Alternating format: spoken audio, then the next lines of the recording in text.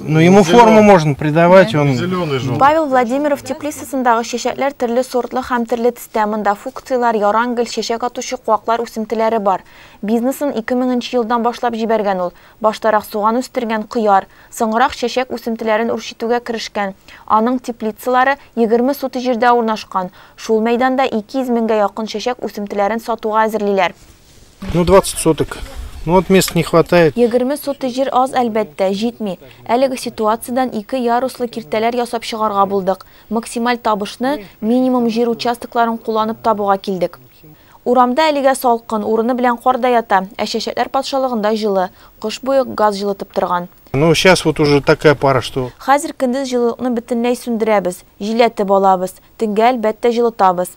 Гаилә башлыгына тормыш иптәше һәм кызлары да булыша. Инде оныклары да кызыксына башлаганнар. Эшмәкәр шулай ук авыл халкына эш урыннары да булдырган.